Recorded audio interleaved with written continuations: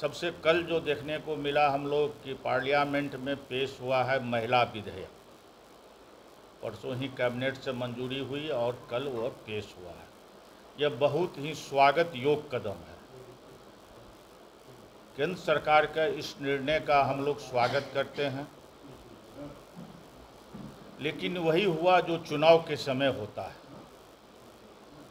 यह करने के लिए देश के माननीय प्रधानमंत्री आदरणीय नरेंद्र मोदी जी ने 9.5 साल से भी अधिक का समय लगा दिया। यदि उनको महिला के प्रति इतना चिंता रहता तो यह बहुत पूर्व में ही उनको करना चाहिए था।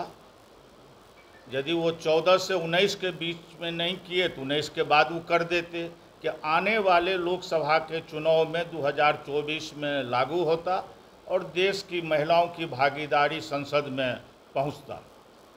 लेकिन जब चुनाव निकट आया तब उन्होंने स्पेशल सत्र, और स्पेशल सत्र जब भी बुलाया जाता है तो आप सबों को मालूम है कि करोड़ों का करोड़ रुपया सरकार का खर्च होता है। एक माह पूर्व, 1.5 माह पूर्व ही अभी पार्लियामेंट का सत्र समाप्त हुआ, उस सत्र में ही ले आना चाहिए था। लेकिन देश में जिस ढंग से बेरोजगारी और महंगाई बढ़ा हुआ है तो लोगों को ध्यान बांटने के लिए उन्होंने स्पेशल सत्र बुलाने का काम किया और देश की गरीब जनता जो महंगाई से त्रस्त है, बेरोजगारी से त्रस्त है, उनके खून पसीना का पैसा अनावश्यक रूप से स्पेशल सत्र बुलाकर किया गया। इनको पूर्व के सत्र में ही ये काम करना चाहिए था। दूसरी बात है, क्योंकि अब इसको लागू होने में काफ़ी समय लगेगा, अभी परिसीमन होगा और उसमें हमको लगता है कि 2029 से पहले महिलाओं को इसका हिस्सेदारी नहीं मिल पाएगा। और इनका मानसा, क्योंकि ये लोग जान रहे हैं कि अब हम लोग को 24 में विदाई होना है। जब समझ गए कि 24 में विदाई होना है, 24 में देश में इंडिया की सरकार होगी, तो इन्होंने निर्णय लिया। और ये काम वो कब किए?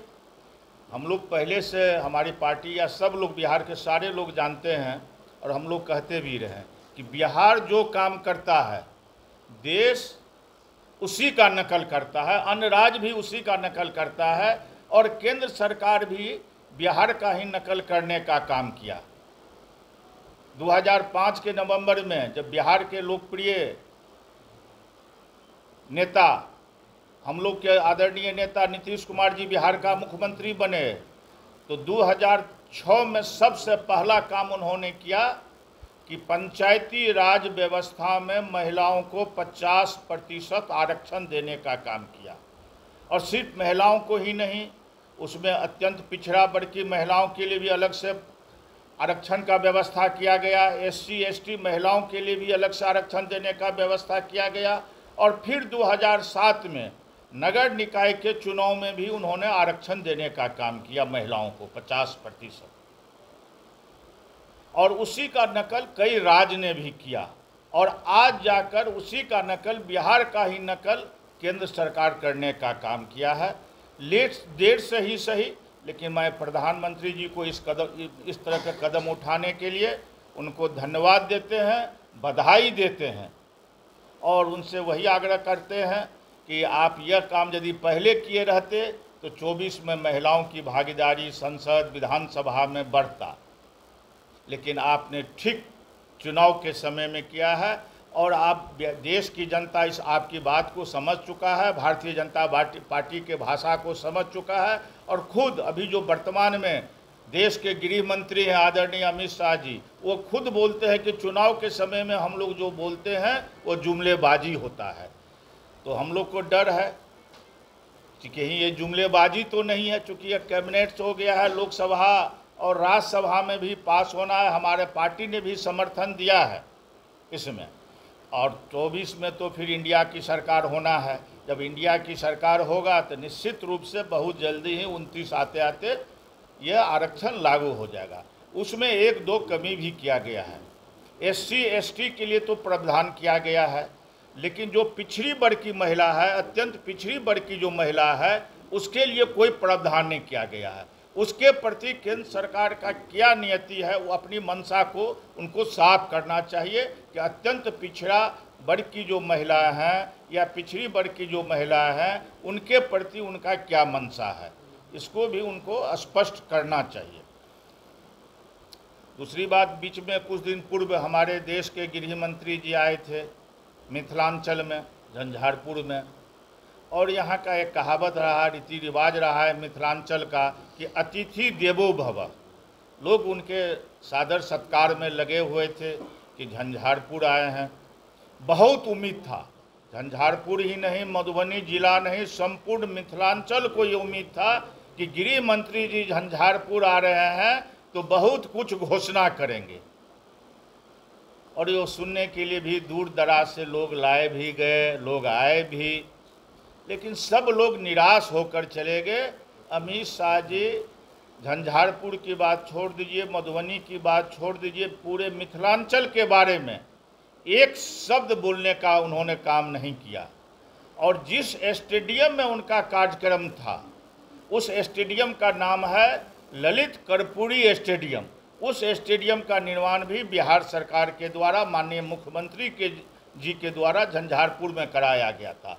और उस स्टेडियम में ललित नारायण मिश्र जी और जननायक कर्पूरी ठाकुर जी का स्टैच्यू भी लगा हुआ है, लेकिन गृह मंत्री जी को उतना समय नहीं था, वहीं लैंड किए स्टेडियम में, लेकिन उनके स्टैच्यू पर जाकर पुष्पांजलि करते, नमन करते, इसके लिए उनके पास समय नहीं था। उन्होंने सिर्फ मंच पर जो प्रतिमा लगा हुआ था, फोटो लगाकर लोग रखे हुए थे, बस उस पर जाकर उन्होंने नमन करने का काम किया, लेकिन जो वहाँ स्टैच्यू लगा हुआ है वहाँ नहीं गए। और गृह मंत्री जी ने यह ऐसा कदम उठाकर संपूर्ण मिथिलांचल का अपमान करने का काम किया, पूरे बिहार का अपमान करने का काम किया, और इसका जवाब मिथिलांचल के लोग 2024 में उनको देने का काम करेगा। महिलाओं के हक में स्वागत योग्य है और इस महिला के विकास के लिए हमेशा हमारे माननीय मुख्यमंत्री जी जब से बिहार की जनता ने उनको सत्ता दिया तो सबसे पहला काम किया कि पंचायती राज के तहत महिलाओं को 50% आरक्षण देकर आज कई हमारे बहनें जिला वार्ड सदस्य, जिला परिषद की अध्यक्ष तक सशक्त होकर के अपनी आवाज़ को बुलंद कर रही है, अपनी काम को लगन के साथ कर रही है। पुनः उन्होंने नगर निकायों में भी आरक्षण का प्रावधान किया। सरकारी नौकरियों में बिहार पुलिस की जो सेवा हुई उसमें बेटियों को आरक्षण मिला 35%। और अभी वर्तमान में जो मेडिकल और इंजीनियरिंग कॉलेज है उसमें भी हमारे बिहार की बेटियों को आरक्षण दिया गया है और हमारी बेटियां उसमें एडमिशन ले करके अपनी काम कर रही है। महिला जो समूह सहायता, स्वयं सहायता समूह जो कार्य योजना जो चल रही है उसके तहत भी हमारी महिलाएं, जो ग्रामीण क्षेत्र की महिलाएं हैं, वो काफ़ी सशक्त हो रही है और आर्थिक रूप से भी काफ़ी मजबूत होकर के, संगठित होकर के अपनी काम कर रही है। कल के दिन जो नए संसद भवन में जो बिल लाया गया है उसमें मेरा कहना है कि उसमें संशोधन हो और यह जुमलेबाज साबित नहीं हो और वर्तमान जो व्यवस्था है, यानी जो अन्य 5 राज्यों में जो चुनाव होना है उसमें उन महिलाओं को अधिकार मिले, लोकसभा में महिलाओं का अधिकार मिले और हमारी महिला अधिक से अधिक संख्या में चुन करके लोकसभा और विधानसभा में पहुँचे और महिला का आवाज़ बनकर इस देश में अपनी नाम करें। आज कुछ जो बातें हुई है कि बिहार जो एक मॉडल है, हमारे माननीय नेता जो मॉडल के रूप में आज देश अपना रहा है, तो यही बात कहना है हमें कि इसका वर्तमान व्यवस्था में लागू होना चाहिए। और जो केंद्रीय जो गृह राज्य मंत्री जो झंझारपुर में आए थे तो प्रायः देखा गया कि जो हमारे जनता थे वो काफ़ी निराश होकर के वहाँ से लौटे हैं कि कहीं कोई न ताली की गड़गड़ाहट थी, न ही कुछ था। तो भाड़े का आदमी कितना दिन तक रह सकता है। और काफ़ी सारा यहाँ के जनता को निराशा हाथ लगी है कि एक आस के साथ गया था कि हमारे मिथिलांचल को, हमारे झंझारपुर और मधुबनी जिला को बहुत सारी सौगात मिलने वाला है, तो यह भी एक जुमलाबाज साबित हुआ है। मेरा नाम कुमारी उषा, प्रखंड प्रमुख खजौली और जनता दल यूनाइटेड का उपाध्यक्ष, जिला उपाध्यक्ष। शिक्षक नियोजन में 50% महिलाओं को आरक्षण दिया गया एवं सभी जगह 33% इतना भी बहाली हो रहा है, महिलाओं के लिए रिजर्वेशन है। और एक और हम सनसनीखेज हम आप लोग को न्यूज़ दे देते हैं। जिस दिन 16 तारीख को गृह मंत्री जी का मधुबनी में कार्यक्रम था, उस दिन मधुबनी के निजी स्कूल को बंद कराया गया। कार्यक्रम झंझारपुर में था और मधुबनी के निजी स्कूल को बंद कराया गया कि सारा बस जाएगा लोगों को ढोकर गृह मंत्री जी के कार्यक्रम में। और स्कूल ने जो नोटिस जारी किया, नोटिस का कॉपी है, जिनको चाहिए मैं भेज दूंगा।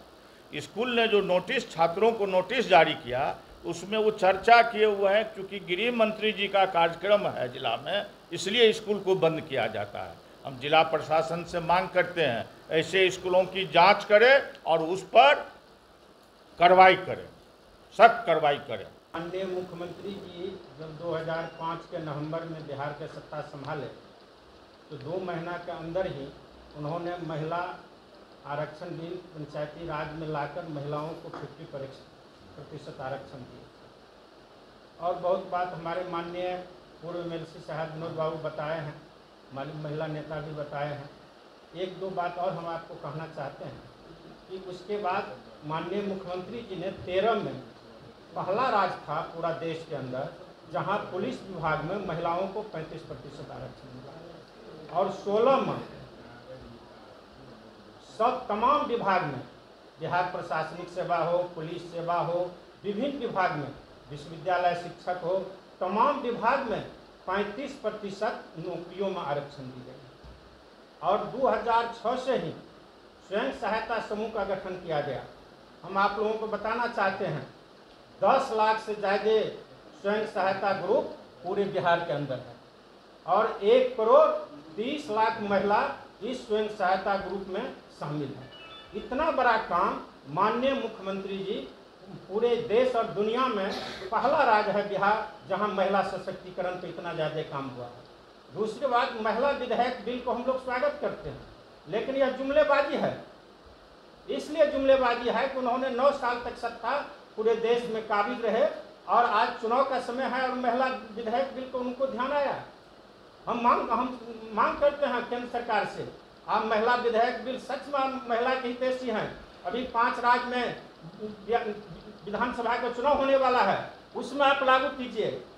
2024 में महिला विधेयक बिल के माध्यम से परिसीमन इससे पहले आप कराकर आप चुनाव में महिला को आरक्षण दीजिए। हम लोगों का पूरा स्वागत है। हमारे बिहार के माननीय विकास पुरुष नीतीश कुमार जी ने कल ही इनका स्वागत किया। कुछ संशोधन भी हम लोग चाहते हैं। जो अति पिछड़ा वर्ग की महिला है, जो पिछड़ा वर्ग की महिला है, उनको भी आरक्षण के प्रावधान करना चाहिए, जैसे SC और ST के महिलाओं के लिए आरक्षण में प्रावधान की गई है। यही हमारा सवाल है और पूरा देश आज बिहार की तरफ देख रहा है। जहां देश बिहार करता है तब देश सोचता है। यही हमारे बिहार के माननीय मुख्यमंत्री नीतीश कुमार जी का देन है, जो देश का कल का भविष्य का प्रधानमंत्री हैं। हमारे बिहार के माननीय मुख्यमंत्री नीतीश कुमार जी, और उन्होंने जब 24 में इंडिया गठबंधन की सरकार होगी, प्रधानमंत्री बनेंगे, तो पहला काम होगा महिला जो विधेयक बिल का जो अधूरा काम रहेगा उस काम को पूरा करना। ऐसी बात करके हम अपनी बात को मैं केवल एक बात कहना चाहूँगा इसमें कि नीतियाँ इस देश में बहुत सारी बनी हैं और इस 9 वर्षों में, 9.5 वर्षों में प्रधानमंत्री और NDA की सरकार द्वारा विभिन्न प्रकार की नीतियाँ बनाई गई, लेकिन धरातल पर उसका कोई भी प्रभाव देखने को नहीं मिला। महिला के संदर्भ में और महिला को उचित अधिकार मिले, इसके लिए माननीय मुख्यमंत्री श्री नीतीश कुमार जी ने अभी तक जो कार्य किए हैं, ये उनकी नीयत को दर्शाता है। यदि इस तरह की नीयत है केंद्र सरकार की, जो झलकना चाहिए, दिखना चाहिए, जो कि दिख नहीं रहा है। वास्तव में बहुत सारी इस बिल में त्रुटियाँ हैं कि अति पिछड़ा, जो कि स्वयं प्रधानमंत्री कहते हैं और उनकी पार्टी के लोग कहते हैं कि प्रधानमंत्री जी अति पिछड़े समाज से आते हैं, लेकिन अति पिछड़ों के लिए उसमें कोई प्रावधान नहीं किया गया, जो उस बिल की बहुत बड़ी त्रुटि है। फिर भी हमारे माननीय मुख्यमंत्री जी ने और हमारे नेता ने उस बिल का स्वागत किया है, हम उसका समर्थन करते हैं और साथ ही साथ चाहते हैं कि उस बिल में जो त्रुटियां हैं वो उन त्रुटियों का परिमार्जन हो वास्तव में नीति बनाना बहुत आसान होता है, लेकिन नीयत के साथ, पूरी निष्ठा के साथ वो लागू हो। इन्हीं शुभकामनाओं के साथ हम आगे भी चाहते हैं और सभी लोगों ने अपनी आपत्तियों को दर्शाया भी है। और गृह मंत्री जी के बारे में तो बहुत कुछ बोलना है नहीं, क्योंकि वो तो जहाँ जाते हैं वहाँ झूठ परोसते हैं। मुख्यमंत्री, प्रधानमंत्री और गृह मंत्री जिस तरह से जुमलेबाजी का प्रदर्शन करते हैं और जो झूठ बात बोलते हैं, असत्य बात को का दुष्प्रचार करते हैं, तो उनकी तो कोई विश्वसनीयता बची नहीं रही। इसलिए उन पर मेरा कहना नहीं, बहुत लोग कह रही हैं, जनमानस उनके बारे में बता रहा है। और आने वाले 2024 के चुनाव में क्योंकि आधी आबादी से उनको डर है, और सभी जानते हैं कि मुख्यमंत्री, पूरे देश के लोग जानते हैं कि आधी आबादी के लिए जितना नीतीश कुमार जी संकल्पित हैं, उसी संकल्पित भाव से यदि वो काम करें तो निश्चित तौर पर नीतीश कुमार की देखा देखी भले ही वो कर रहे हों, लेकिन नीति बनाने से नहीं होगा। नीतीश कुमार जी की तरह नीयत उनकी साफ होनी चाहिए, जो कि दिख नहीं रहा है। इन्हीं माननीय विनोद कुमार सिंह जी मौजूद हैं, पूर्व प्रमुख खजौली उषा कुमारी जी मौजूद हैं यहाँ, पूर्व जिलाध्यक्ष महिला प्रकोष्ठ सोनी कुमारी जी यहाँ मौजूद है, हमारे बड़े भाई बचनू मंडल जी जो प्रदेश के अति पिछड़ा के आला नीतीश कुमार बिहार ने महिला सशक्तिकरण पर, महिला की मजबूती और उसको विकास की मुख्य धारा से जोड़ने के लिए उन्होंने जो काम शुरू से ही करते आ रहे हैं, उसका नकल पूरा दुनिया, पूरा देश कर रहा है। ये कहने की बात नहीं है। अगर उसमें अगर कुछ संशोधन हमारे प्रधानमंत्री जी कर रहे हैं तो उसको ईमानदारी से लागू करने की ज़रूरत है, न घोषणा करने की ज़रूरत है। इसलिए कि माननीय मुख्यमंत्री नीतीश कुमार बिहार में ने बच्चे के का साइकिल योजना चलाकर बच्चे को शिक्षा से जोड़कर लड़कियों को अभी देख रहे हैं रोड पे बच्चे का जो कतार चलता है साइकिल के साथ, तो एक देखने का और खुश दिल से खुशी जाहिर होता है कि माननीय मुख्यमंत्री को मैं बार बार मुबारकबाद देना चाहता हूं कि बच्ची का ये हुजूम स्कूल की तरफ जब एक ड्रेस और एक साइकिल में चलती है तो ये देखने में लगता है कि नहीं, बच्ची मजबूत हो रही है और शिक्षा प्रदान करने के लिए अपने को अग्रसर है। माननीय मुख्यमंत्री ने महिला सशक्तिकरण में 33% आरक्षण इंजीनियरिंग और मेडिकल कॉलेज में देकर ये मिसाल कायम किया है पूरे देश के लिए। ये इस पर भी काम हो रहा है और आरक्षण मिल रहा है, उसके तहत शिक्षा से लोग जुड़ रहे हैं। और देखने की बात यह है कि हमारे बड़े भाई ने तो सारी बात विस्तार से बता दिया, इसलिए ज़्यादा बताने की ज़रूरत नहीं है। माननीय मुख्यमंत्री ने एक एक काम मिसाल वाला किया है, चाहे बेरोजगारी पे हो, शिक्षा पे हो, रोड पे हो, बिजली पे हो, सब क्षेत्र में इन्होंने काम किया है और मिसाल के साथ काम किया है, जिसका फल किसी जाति विशेष नहीं, सभी धर्म और सभी समुदाय को मिल रहा है। और देखने की बात यह है कि 16 तारीख को जब हमारे गृह मंत्री जब यहाँ झंझारपुर आए तो आप देखे होंगे कि बड़ी उम्मीद थी मिथिलांचल की जनता को कि शिक्षा पे बात होगी, बेरोजगारी पे बात होगी, महंगाई पे बात होगी, भ्रष्टाचार पे बात होगी, लेकिन सब नाउम्मीद लौटे और कोई उम्मीद नहीं वहाँ से जगा और सब मायूस होकर आपने देखे होगा प्रिंट मीडिया में और इलेक्ट्रॉनिक मीडिया के जरिए जनता ने उनका जो बाइकआउट किया है वो कहने की बात नहीं है, वो सब देख रहे हैं, किसी से कोई चीज़ छुपा हुआ नहीं है। इसलिए गृह मंत्री जी को ये होना चाहिए कि जब आए मिथिलांचल में तो कुछ सौगात देके जाते, इसलिए उनका हाय हाय हो रहा है। मैं इन्हीं शब्दों के साथ मैं अपनी बात